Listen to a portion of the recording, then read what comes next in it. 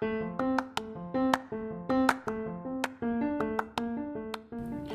to Sacrilegious Discourse. I'm husband. And I'm wife. Together, we're reading the Bible for the very first time.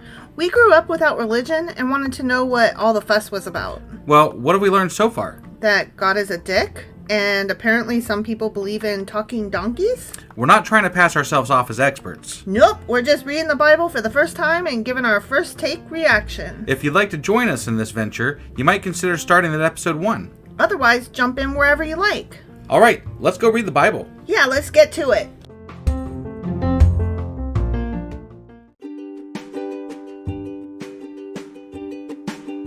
Hey wife, did you know that Anchor is sponsoring our show? Really? Don't we use Anchor to distribute our podcast on Spotify and Apple Podcasts? Yeah, and we are on just about every other platform available as well, thanks to them. Why do we use Anchor as our podcasting service? Well, they make editing and distributing our show a breeze. What if one of our listeners wants to start their own podcast? Then they should head over to anchor.fm or download the app to get started. Awesome! You guys should go do that right now! Husband! Wife! Do you remember what happened yesterday? No. Wow. Sorry. You just came right out with it. I remember it was really fucking short. It was really fucking short. It was, and yeah. David was like, oh, I wonder if any of Saul's people are still alive. Oh, that's right. Besides my wife, Michael, whom right? That's I so don't fucked like. up. I'm like, your wife. Your wife. Your wife. The fuck? But no. Jonathan's son, Mephibosheth. Yeah. Who was dropped when he was a child and became crippled. I feel like that should be like a verb or something. Right? Mephibosheth. He's alive. Duh. Yeah. I totally Mephibosheth that. Yeah. It could be like getting dropped, you know? Yeah. And you drop your coffee, I'm Mephibosheth it. Damn it. Mephibosheth that again, didn't I? And so now Mephibosheth. He's got a lot of land now and shit, and like people working it for him, and he's eating at the king's table. That's all that happened. Yeah. Yep. Okay. So that was 2 Samuel chapter 9. Correct. And today we are doing what? 2 Samuel chapter 10. Let's go read this shit. Okay.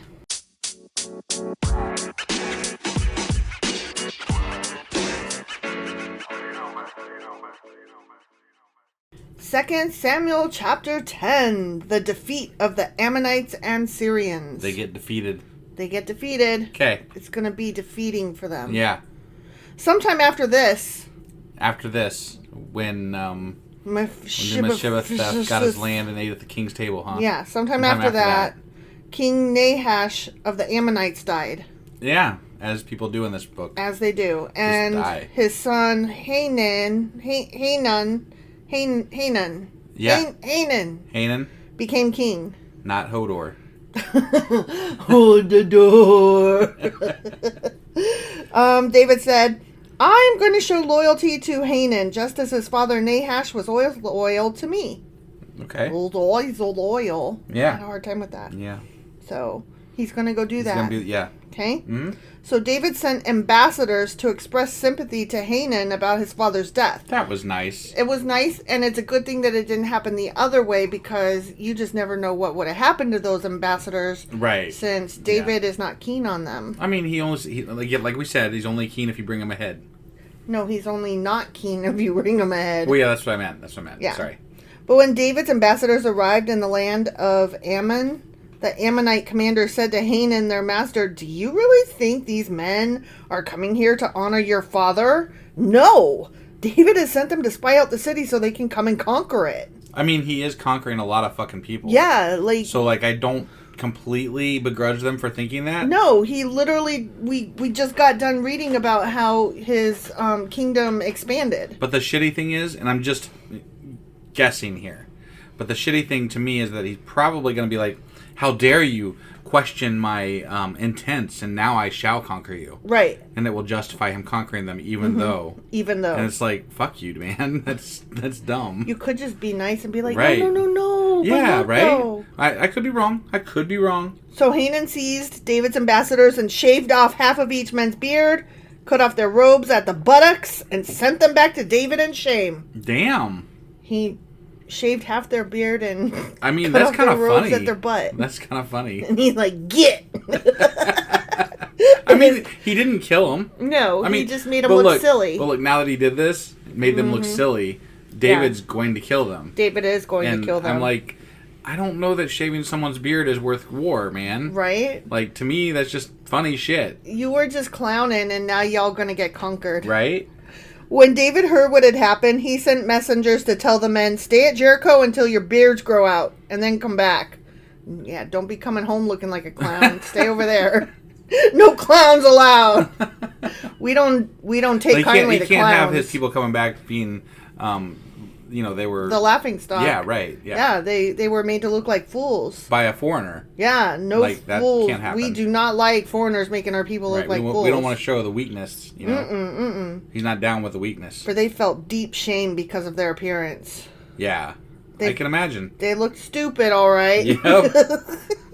I mean, let me ask you this. Like, okay, you don't have a beard, but let's say that the next time you went to get your hair cut, that the hair cutter person cut half of your hair off, and I totally own that shit. And also I would. They cut your pants so that your butt was hanging out. Okay, I might not own that shit.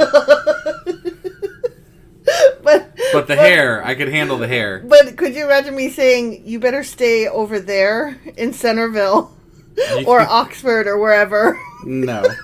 You stay over there till your fucking hair grows out. Nope. And also get your pants in order, my dude. No.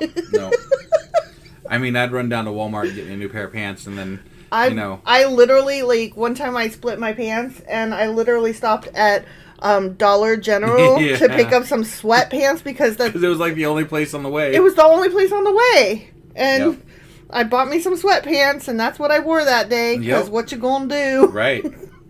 When the people of Ammon realized how seriously they had angered David,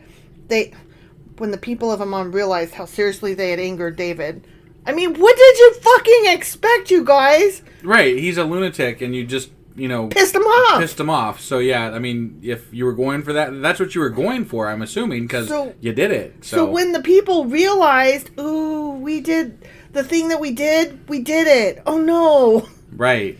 They sent and hired 20,000 Aramean foot soldiers from the lands of Beth Rehob and Zobah. Because they're like, we going to war. 1,000 from the king of Makkah, and 12,000 from the land of Tob. Okay. That's a lot of dudes That's they a hired. lot, yeah. But you know what? Hired mercenaries don't fight as well as homegrown ones. So. Yeah, it's true. Yeah. When David heard about this, he sent Joab and all his warriors to fight them. Yeah, he did. He's like... Sorry, I was drinking some delicious coffee just then. What kind of coffee are you drinking? Well, so it's not official yet, but we actually have our own coffee website now. Do we? That I'm going to be setting up like special subscription plans for our listeners. But it's ungodlybrew.com, and every purchase, there's a portion of it that goes to the Freedom from Religion Foundation. So if you want to go check it out, ungodlybrew.com, guys. Okay. Yeah, sorry, shameless plug there, but hey, it is delicious though. It is delicious. This is our first cup tonight that we're having, and it's pretty good. Shit. So, anyways, back to war. The Ammonite troops came out and drew up their battle lines at the entrance of the city gate. How do you do that? You drop your battle lines. We're standing here, and we are going to war you. It's not. You're not drawing them. You're just. The commanders are like, line up here, guys. So they're lining up. Yeah. So they're doing it. They're going to line up. Yeah. While the Arameans from Zobah and Rehob and the men from Tob and Makkah positioned themselves to fight in the open fields. Okay. Here, it's coming. They're warring. I mean, they're obviously. Do the war. Yeah, because they shaved some dude's fucking head. And cut his shorts off. And whatever. But, like, they didn't kill them. I'm just... No, I got to lead with that, because, like, they didn't kill them. They just merely embarrassed them real bad. Right. And I'm sorry, but can you imagine, in this day and age, starting the war because you're fucking embarrassed? Yes, because men have egos stuck the size of their wieners. Their egos are so tiny. I was drinking that coffee so fast it went down the wrong tube. Oh my gosh, are you okay? I'm good. I was trying to get it all down before you stopped talking so I could respond. Oh, well. And then it didn't work out so well for me. Don't do that. Yeah, I mean... So anyways, men have little teeny tiny dick egos. Yeah. And you make them look stupid, they will kill your ass. I mean, I'm not going to kill your ass for making me look stupid. No, I'm just saying... I'm going to own being stupid and then just go with it. I love it. Like, you fall down, and we laugh at you, and you just hop back up, and you laugh with us. That's the only way to go. I mean... If you don't let somebody make you look stupid, then you win. I think that the best comedians out there are the ones that can laugh at themselves. The self-deprecation is big. So then I must be one of the best fucking comedians out there. I wouldn't go that far. I didn't say you're a comedian. I said that the best comedians are able to do that. Okay. All right. That is a skill you possess. Were you ever to go into stand-up? Right. But that's not I'm to say... merely a podcaster, so... You would not make it as a stand-up comedian. No? I do not think you would. What about a sit-down comedian? Perhaps. Okay. Perhaps. All right. I think... I'll go on the Lazy Boy tour. The Lazy Boy tour. Yeah. Nice. Yeah. When Joab saw that he would have to fight on both the front and the rear, he chose some of Israel's elite troops and placed them under his personal command to fart. No, that is incorrect.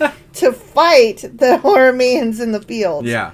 He left the rest of the army under the command of his brother Abishai, who was to attack the Ammonites. Okay, so they're fighting on both fronts. Yeah. Because with lots they look of people. Stupid. Lots of people. Because they look stupid. Because two people look stupid. Because two people look dumb. Yeah. So embarrassing, though. I mean, I'm just saying, like, one time, when I was in 5th grade, this hummingbird was in our classroom. It was amazing. And it buzzed right by my head. Yeah. Like, it flew by. Right. And I turned around real fast. And I turned around so fast that I farted. And that was so embarrassing. I wanted to die. And how do you own that? I mean, if you're a guy, guys don't give a fuck. Right. But if you're a girl, you're not supposed to fart. And right. so I died. Especially back in the 80s. Yeah, I died. No farting in the 80s for girls. No, girls do not fart in the 80s. Not in Live to Tell the Tale. I suppose it's probably a lot the same today, but I don't know. I'm not in the schools these days. I mean, I don't remember a lot of things from that time period, but that is one of the things, it will never escape me. So, I mean, I know what it feels like to look stupid, but I mean, to be fair, I didn't exactly want to fart in class either, because you had to be prepared. Even if you're a guy, you had to be prepared to own it, and I was pretty shy. You know, so I was like, nah, I'm good. But still, I'm not going to fart. You got to let that slow trickle come out, you know? Okay, I didn't know it was coming. No, I know. had no idea I had to fart. That one caught you by surprise, but I'm saying in general, like, if I had to fart in class, I'd be like, okay, let's just squeeze this one out real slow. Obviously, that's the way we all do it, right. I would think. Yeah. And then it's just a smell, right? So, like, then it could be anybody. It could be anybody. Yeah. And if you don't, the person who dealt it the person who smelled it dealt it. Right? So you just got to not speak up, right? Yeah, ever. If you don't speak up, you're good. Yeah. That was my theory. Yep. Yep. If the Arameans are too strong for me, then come over and help me, Joab told his brother. And if the Ammonites are too strong for you, I'll come help you. What if they're both too strong for each of them? Be courageous is the next line. Be courageous. Let us fight bravely for our people and the cities of our God. May the Lord's will be done. Yeah. They're like, whatever happens, happens. Right. We're going to go to war now. And apparently, since they didn't cover it, if they're both too strong, they're just fucked. Right. When Joab and his troops attacked, the Arameans began to run away. And when the Ammonites saw the Arameans running, they ran from Abishai and retreated into the city. After the battle was over, Joab returned to Jerusalem. Okay. That was easy. Yeah. I would like, there's a lot of running. Okay. The Arameans now realized that they were no match for Israel. Right. No shit. We conquered the whole fucking continent didn't do it for you, huh? Right, yeah. Okay. Maybe you shouldn't have, shaved them and shit. Or at least if you were going to do that, don't come to them with a fight. Right, yeah. Don't go hire an army and, like, maybe you should send, like, an immediate apology, like, hey, we got a little carried away. It was a drunken night of, like, just brawl. We took it wrong. Yeah. We are so sorry. We really fucked that up. Yep. So when they regrouped, they were joined by additional Aramean troops summoned by Hadadezer from the other side of the Euphrates River. These troops arrived at Helam under the command of Shobach. the commander of Hadadezer's forces. When David heard what was happening, he mobilized all Israel, crossed the Jordan River, and led the army to Helam. Oh, y'all so dead. Yeah. The Arameans positioned themselves in battle formation and fought against David. But again, the Arameans fled from the Israelites. Arameans sucked back then. Yeah, they seemed like they do a lot more running than fighting. Mm-hmm. This time, David's forces killed 700 charioteers and 40,000 foot soldiers, including Shobach, the commander of their army. Did you say 70,000 charioteers? No, 700 charioteers and 40,000 foot soldiers. That's a lot. That's a lot. That's a lot of dudes. That's a lot. When all the kings allied with Hadadezer saw that they had been defeated by Israel, they surrendered to Israel and became their subjects. I mean, yeah, but like, how did you become his subjects? Did he, measure you off with ropes and kill 2/3 of you? No, they just became their subjects. Okay. They didn't, so he didn't have to they kill didn't off become portions prisoners. No, they didn't become prisoners. They just became subjects. All right. After that, the Arameans were afraid to help the Ammonites. The end. Yeah, I'd be afraid too. Sure. Fair. But dude, just why would you fuck with David? Why would you fuck with David or the Israelites or anything to do with them, honestly? I'm sorry, but based on how much fighting he's been doing, you can't be in that general vicinity and not know dude's conquering a lot of fucking people. And he does not like to be messed with. Right, because some dude from your fucking tribe wandered off and was like, whoa, they're fucking killing a lot of people over there. You had to have got the news. Right? It just doesn't make any sense. Somebody ran away from one of those battles and was like, oh my god. They are badass. We need to never fight them ever. Can I hang out here? Because they just slaughtered us over there. Yeah. Somebody, so they knew. They fucking knew. They knew and they did it anyway. Right. But you know what?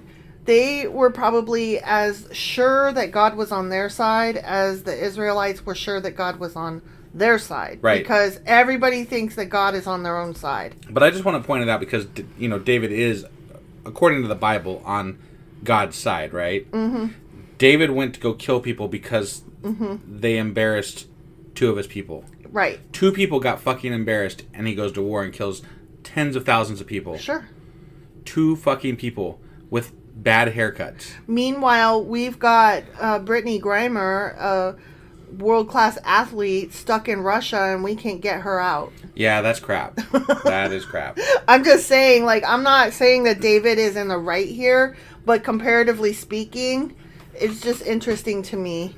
Right. That at least he stood up for his guys. Yeah, I guess so. I'm not saying that he was right to go to war and slaughter entire nations. Right. At all. That's the opposite extreme. Yeah. The opposite extreme where we're doing nothing. But look, would you be okay if we killed, 47,000 people to get Brittany Grimer back? I literally just said that's the opposite extreme. Right. I'm just saying. So, but this is God saying it's okay, essentially, because God and David, right? They're tight. Right. So God is like, hey, dudes, it's cool. Go kill them because they gave you bad haircuts. It sounds like if you are Christian, you should be following David's example and going to war with Russia to get our Brittany back. Or standing out great clips and giving everybody that gets a bad haircut, fucking, go to war with them. Yeah. Or something. Okay. I don't know. No, it'd be the other way around. You want to go to war with Great Clips because they gave you a bad haircut. I don't want to do that. Great Clips has not ever done me bad. I mean, we can't have a siege around Great Clips? No. Damn it. They've never done me wrong. Me either. I don't need to go pay hundreds and hundreds of dollars because I'm just not that person. Right. So, no, they've done me fine. Whatever. I go in, I get my hair cut, they're fine. Yeah. Never been embarrassed. Okay. Well, no sieges at Great Clip then. Don't go to war with Great Clips, y'all. That's not what I'm advocating over here. All right, fine. And also, I'm not saying let's go to war with Russia. I am just saying we could maybe do a little bit more to get our Brittany Grimer back. Sure. So anyway, that was 2 Samuel chapter 10. That was. Okay, and today is Friday, so that means that tomorrow is our Q&A. That is correct. And Sunday is our weekly replay? As well as our book club. Oh, yeah, that's right. How's that coming? I am about halfway through where I need to be. So you got some cramming to do. So I got some cramming to do, but I will get it done. All right. And it is just as interesting as the first section. And then on Monday, we're going to be back with 2 Samuel chapter 11. All right. We will see you guys tomorrow for the Q&A and the rest of the weekend. So, yep. Bye. Bye.